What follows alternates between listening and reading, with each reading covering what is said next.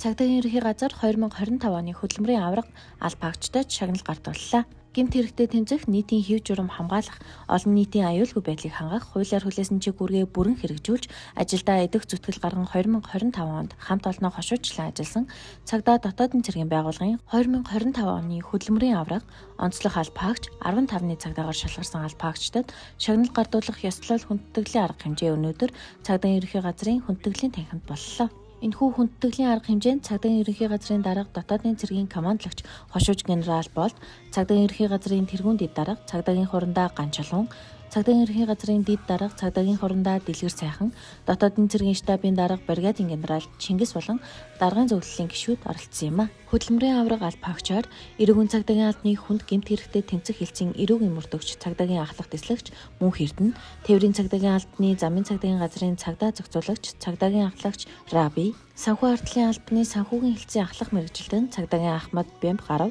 стратеги бодлого инновац хөгжлийн албаны инновац дүн шинжилгээний хэлтсийн ахлах мэргэжилтэн цагдаагийн ахлах дэслэгч Чинбат, экологийн цагдаагийн албаны хүрээлэн буй орчны эсрэг гэмт хэрэг мөрдөн шалгах хэлтсийн ахлах мөрдөгч цагдаагийн ахлах дэслэгч Эрдэнэ Бэлэг, Харт амьгтай тэмцэх албаны мөрдөн шалгах газрын эрүүгийн мөрдөгч цагдаагийн Ахмад Бэлэг Дэмрэл, урьдчилан сэргийлэх албаны гэмт хэрэг зөрчлөөс урьдчилан сэргийлэх хэлтсийн ахлах мэргэжилтэн цагдаагийн Ахмад Хулан, кибер гэмт хэрэгтэй тэмцэх газрын эрүүгийн цагдаагийн хэлтсийн эрүүгийн ахлах мөрдөгч цагдаагийн Ахмад Баасанбат, Интерполийн үндэсний төв товчооны ажлын албаны ахлах мэргэжилтэн цагдаагийн хошууч Бэлэгт, цагдаагийн ерөнхий газрын гадаад харилцаа энхийг сахиулах ажиллагааны хэлтсийн дарга цагдаагийн хурандаа Эрдэнэ Далай, цагдаагийн ерөнхий газрын сургалтын бодлого зохицуулалтын хэлтсийн ахлах мэргэжилтэн цагдаагийн дэд хурандаа Хатанбаатар, Сонгон архан дүүргийн цагдаагийн газрын 3 дугаар хэлтсийн ахлах мөрдөгч цагдаагийн ахлах дэслэгч Олонбаяр, Сонгон архан дүүргийн цагдаагийн газрын 3 дугаар хэлтсийн хэсгийн байцаагч цагдаагийн дэслэгч Мөнх Эрдэнэ, Баянзүрх дүүргийн цагдаагийн газрын 1-р хэлтсийн мөрдөгч цагдаагийн дэслэгч Өнөр Баяр, дотоодын цэргийн 810 дугаар ангийн эрүүл мэндийн төвийн дарга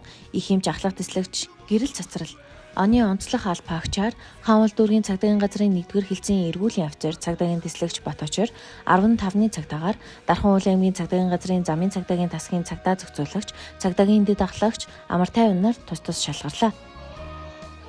Намайг ахлах дэслэгч Гэрэл Цацрал гэдэг дотоодын цэргийн 810 дугаар ангийн эрүүл мэндийн төвийн дарга ажлыг 3 дахь жилдээ